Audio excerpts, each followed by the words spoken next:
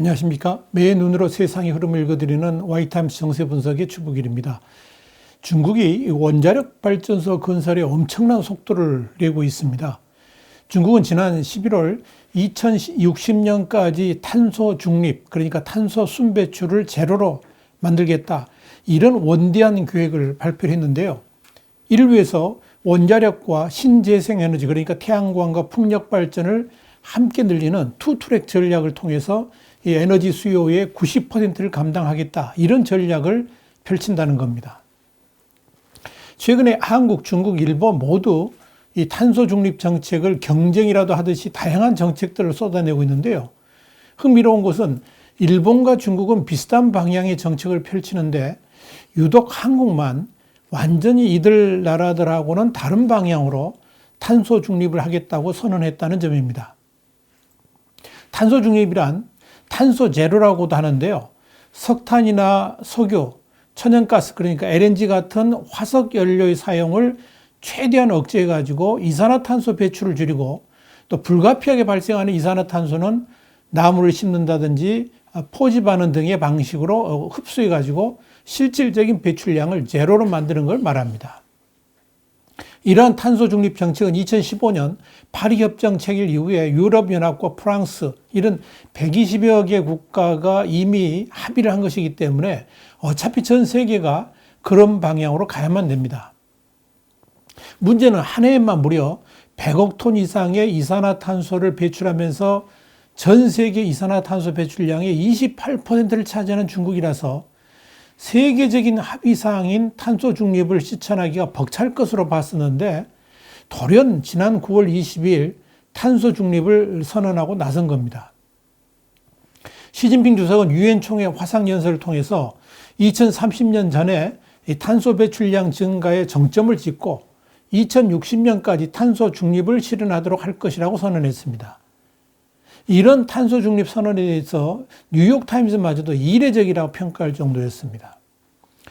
중요한 것은 이러한 탄소 중립 달성 방안입니다.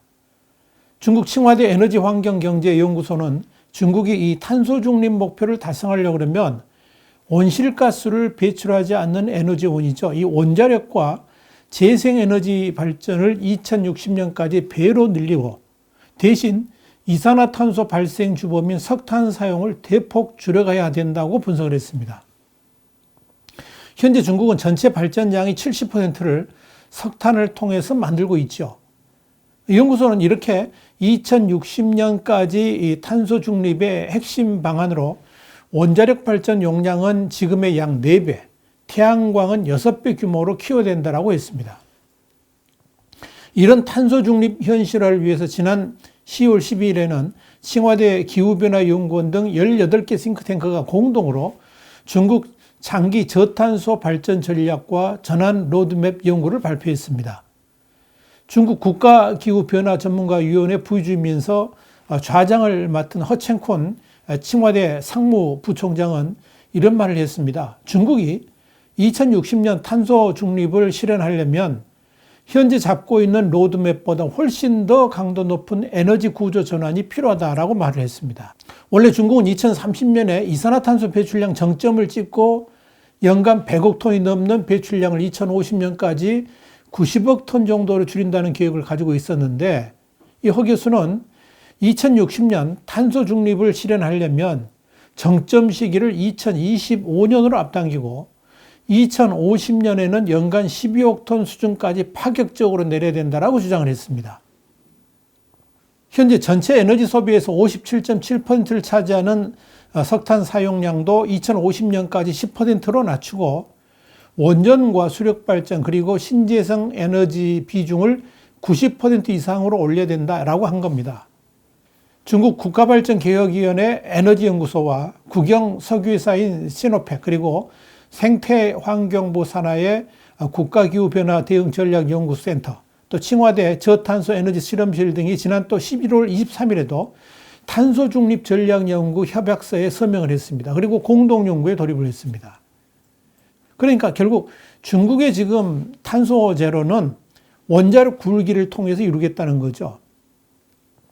세계 원자력 협회에 따르면 중국은 총 설비 용량 48,750만 메가와트의 원전 49기, 49기를 운영 중입니다. 추가로 건설 중인 원전은 12기입니다. 여기에 이미 원전을 건설하기로 예정된 것만 40기입니다. 그런데 2060년까지의 탄소 중립 정책을 세우면서 현재 예정된 수량의 10기를 더해가지고 2030년까지 총 110개의 원전을 가동해서 현재 전체 전력 생산의 5% 비중에서 2030년까지 11% 수준으로 올리겠다, 이런 계획을 세웠습니다. 이렇게 예정대로 원전 건설을 추진한다 그러면 2030년이면 중국은 미국을 제치고 세계 1위 원전 대국이 됩니다. 그런데 칭화대 에너지환경경제연구소장을 맡고 있는 장시량 교수는 한술 더 떠가지고 2050년까지 이 발전 비중의 구성을 이렇게 잡았습니다. 원전 28%, 풍력발전 21%, 태양광 17%, 수력발전 14%, 바이오매스 발전 8%, 화력발전 12%로 가져가는 모델을 제시했습니다. 장 교수의 제안대로 실행하려고 그러면 태양광은 현재 10배, 그리고 풍력발전과 원전은 각각 지금의 7배가 돼야 된다고 하는 겁니다. 한마디로 무려 300기에 가까운 원전을 새로 건설해야 된다는 의미입니다. 이 원전으로 현재 운영 중인 3,000기의 화력발전 설비를 대체하자는 것이 핵심입니다. 제가 볼 때도 이 장 교수의 제안이 맞는 것 같습니다. 이런 원전의 추가 건설도 앞으로는 자국산 원전으로 대체할 계획을 가지고 있습니다. 중국은 원전 역사가 불과 이제 30년밖에 안 됩니다. 그래서 미국의 3세대 원자로죠, 웨스팅하우스의 AP1000에 의존을 해왔습니다. 그런데 이미 독자 설계 개발을 했던 이 화룡 1호라든지 고하호를 추가 원전 건설에 투입한다는 계획도 가지고 있습니다. 중국은 기존에 1400메가와트급 대형 원전은 물론이고 대도시 인근에 세울 수 있는 중소형 원전, 그리고 바다에 띄우는 부유식 해상 원전 등의 개발에도 총력을 기울이고 있습니다. 동시에 중국은 중국 내에서의 원전 건설 경험을 바탕으로 해가지고 아프리카라든지, 요즘 아프리카에 원전 많이 짓습니다. 또 동남아시아, 영국 같은 이런 해외 원전 수출에도 공을 들이고 있습니다.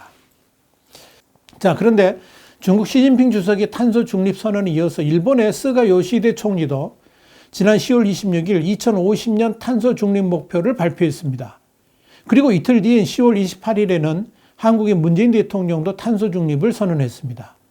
그러니까 한국과 중국, 일본이 경쟁적으로 탄소 중립 선언을 한 셈입니다. 문제는 중국은 물론이고 한국과 일본도 산업 고도화 때문에 전체 에너지 소비에서 화석 에너지가 차지하는 비중이 85에서 88% 이릅니다. 근데 이렇게 어마어마한 화석 에너지 비중을 5에서 10% 수준까지 내려야 되는 탄소 중립을 실현한다는 것이 그렇게 쉬운 일은 아니겠죠. 그 빈자리를 뭘로 채울 것인가? 이게 문제라는 거죠. 더더구나 문제는 이 탄소 중립 선언이라는 것이 단순하게 전력 생산에만 그치는 게 아니고요. 교통, 난방, 공장 가동 같은 데도 석유나 석탄, LNG가 아닌 원전을 포함한 신재생 에너지를 만드는 전기를 써야 된다는 점입니다. 그래서 내연기관 자동차도 이젠 전기차로 바꿔야 되는 거죠. 문제는 태양광이나 풍력 같은 신재생 에너지의 일관성입니다. 태양광은 해가 없는 밤이라든지 비 오는 날, 또 풍력은 바람이 불지 않으면 발전을 할 수가 없죠. 그래서 이제 원전이라든지 화력발전 같은 일정한 출력을 계속 내주는 발전 설비와 짝을 이뤄야 되는 겁니다. 여기서 핵심은 탄소 제로로 가려고 그러면 화력발전은 사실상 가동을 제로에 가깝다고 해야 될 정도로 비중을 줄여야 되거든요. 아니, 맥시멈이 10% 수준입니다. 그래서 중국은 그 빈자리를 원자력 발전으로 채우겠다라고 이미 방향을 잡은 거고요. 일본도 원전 확대를 이미 기정사실화하고 있는 겁니다. 스가 요시히데 총리는 국회 답변에서 탄소 중립을 실현하기 위해서 원전을 포함해서 모든 옵션을 추구할 것이라고 말을 했습니다. 자, 이런 차원에서 일본은 원전을 재가동해가지고 현재 5기가 가동 중이고요. 18기는 심사 중입니다. 그리고 제5차 에너지 기본 계획에 따라서 2030년 원전 발전량 비율을 20에서 22%로 끌어올릴 계획입니다. 그런데 한국은 어떨까요? 문재인 정부는 지난 12월 7일 2050년 탄소중립 추진 전략 발표를 통해서 현재 비중이 가장 큰 화석 연료 대신에 해상풍력이라든지 신재생 에너지를 주 에너지원으로 전환하겠다, 이렇게 선언을 했습니다. 지난해 우리나라의 발전 비중은 석탄이 40.4%고요. 원자력 25.9입니다. 그리고 LNG가 25.6%, 신재생 에너지 6.5%입니다. 정부 발표대로 하면 탈원전으로 인한 원자력 발전 비율 25.9%에다가 석탄 발전 비중 40.4%까지 합해가지고 무려 66.3% 에너지를 신재생 에너지나 다른 발전원으로 대체를 해야 된다는 겁니다. LNG는 또 어떻습니까? LNG 또한 화석연료죠. 석탄에 비해 온실가스가 다소 적게 배출된다는 점을 제외하면 LNG 화력 또한 초미세먼지라든지 유해 화학물질을 뿜어내는 굴뚝이기는 마찬가지입니다. 자, 이 LNG까지 포함한다 그러면 거의 92% 정도를 신재생 에너지로 대체해야 된다는 것인데, 이건 그야말로 불가능한 일이고 가당키도 않은 일입니다. 이런 탄소 중립 방안은 사실상 전혀 현실성이 없습니다. 중국이나 일본이 원자력 추가 건설을 통해서 탄소 중립으로 가겠다고 하는데, 유독 한국만 탈원전을 하면서 탄소 중립을 하겠다는 말도 되지도 않는 계획을 내걸고 있는 것입니다. 이미 탈원전을 함으로써 발전 용량이 줄어들었지 않습니까? 이걸 뭘로 메꿨습니까? 신재생 에너지로 대체할 수가 없으니까 결국 어떻게 했어요? LNG 발전이 급증하는 현상을 가져왔죠. 자, 탄소 중립으로 간다면서 오히려 탄소 발생량을 늘리고 있는 것이 지금의 상황입니다. 현실이 그렇습니다. 그러면서도 뻔뻔스럽게 탄소 중립 국가가 되겠다고 큰 소리를 치고 있는 겁니다. 여기에 대해서 정범진 경희대 원자력공학학 교수는 이런 말을 했습니다. 각오만 있고 방법이 없는 전략으로 재생에너지는 변동성과 고비용 때문에 지금도 한계가 뚜렷하다 그러면서 미국을 비롯한 전 세계가 RE100, 그러니까 재생에너지 100%가 아니라 원전을 포함한 CF100, 그러니까 카본 프리, 그러니까 무탄소 100을 통해서 탈탄소를 추진하고 있다는 사실을 염두에 둬야 된다고 밝혔습니다. 이런 측면에서 기자들이 물었습니다. 정부 당국에 물었습니다. 도대체 원전 없이 어떻게 탄소 중립을 실현할 수 있느냐라고 물었습니다. 여기에 대해서 정부는 묵묵부답입니다. 그럴 수밖에 없을 겁니다. 답이 진짜로 없기 때문에 그런 겁니다. 그런 측면에서 고개를 들어서 세계를 좀 볼 필요가 있습니다. 지난 12월 8일 에마뉴엘 마크롱 프랑스 대통령은 전략적인 미래를 위해서 원자력 산업의 경쟁력을 유지하는 것이 중요하다 그랬습니다. 그러면서 이건 탄소 중립을 위해서 신재생 에너지 비중을 점진적으로 높인다 할지라도 원전이 앞으로도 오랫동안 에너지원으로서 중심적인 역할을 해야지 국력 손실을 줄일 수 있다, 그런 의미입니다. 마크롱은 이날 프랑스 동부의 르크레스에 있는 원자로 제조회사이고요. 세계 최대 원전 기업인 EDF, 이게 이제 프랑스 국영전력공사인데 여기에 자회사입니다. 프라마톰을 방문해가지고 원자력은 프랑스 에너지 공급의 핵심으로 남을 것이라 그러면서 원자력은 탄소 배출이 적고 안전한 에너지원이다 그랬습니다. 그러면서 우리의 에너지와 환경의 미래가 원자력이 달려있다 그랬습니다. 마크롱은 또 신재생 에너지 비중을 높이고 원전 비중을 낮춰서 에너지원 구성을 조정하려고 해도 앞으로도 수십 년은 원전이 계속 가동이 되어야 된다라고 강조를 했습니다. 마크롱은 더불어서 내년부터 차세대 원자력 연구에 5억 유로, 그러니까 한 6,600억 원을 투자하는 등 이런 앞으로도 원전의 투자를 계속하겠다라고 밝혔습니다. 뿐만 아니라 현재 프랑스 국영전력공사 EDF가 2023년까지 차세대 원자로인 EPR 3기를 가동할 예정인데요. 이 마크롱은 속도를 내서서 이걸 내년까지 마무리하고 싶다라고 밝혔습니다. 미국도 첨단 원전을 청정에너지라고 명시를 했습니다. 미국은 앞으로도 원전 건설에 더욱더 집중할 것이라고 했습니다. 심지어 그동안 원전 건설에 비판적이었던 미국의 민주당마저도 태양광과 풍력만 가지고는 탄소 중립을 달성할 수 없다. 이런 현실적 판단 때문에 원자력 동반 정책으로 방향을 바꿨습니다. 영국도 2003년 토니 블레어 총리가 이산화탄소 순배출 제로 정책을 발표하면서 풍력 발전의 예비 발전원으로 원자력을 택했고요. 그 정책이 지금까지 유지가 되고 있습니다. 이런 차원에서 원전을 한 10여 기 정도의 건설을 또 추진하고 있는 겁니다. 2018년 인천 송도에서 개최된 기후변화에 대한 정부 간 패널, IPCC라고 그러는데 이 IPCC 회의에서도 기후변화를 섭씨 1.5도 이내로 막기 위해서는 원전의 확대 보급이 필요하다고 그랬습니다. 이 IPCC가 제시한 이 네 가지 시나리오에서 모두 원전은 확대하도록 되어 있습니다. 심지어 2010년 기준 501%까지 확대해야 된다는 시나리오도 있습니다. 뭘요? 원자력을. 전 세계적으로 보면 러시아가 6기, 인도 7기 이런 총 53기가 현재 건설 중입니다. 자, 세계 흐름이 이런데 한국은 과연 어떻습니까? 그럼에도 불구하고 탈원전 마이웨이입니다. 여러분, 원자력 발전 없는 탄소 중립은 그야말로 허구입니다. 원전 중시 없는 그린 뉴딜 정책은 안고 없는 붕어빵 같은 눈가림 속임수입니다. 이런 에너지 대계 외에도 문재인 정부의 탈원전 정책은 국제 원전 시장 재편 같은 경제적인 측면뿐 아니고요. 미국의 핵 확산 방지 전략과 한미 동맹에도 영향을 미치는, 그러니까 외교 안보 측면에서도 커다란 파장을 낳을 수가 있습니다. 한국이 원전 시장에서 발을 뺀다고 하면 가장 환호를 하는 나라가 바로 중국과 러시아일 겁니다. 탈원전 정책으로 한국 원전 생태계가 무너지면 세계 원전 시장에서 우리와 경쟁하는 중국이 가장 큰 반사 이익을 얻을 것이라는 의미입니다.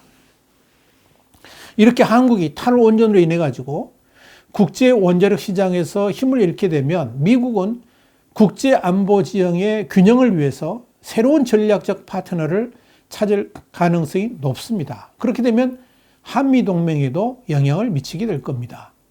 이건 당연히 한국 경제에도 엄청난 부정적 영향으로 다가온다는 것을 의미합니다.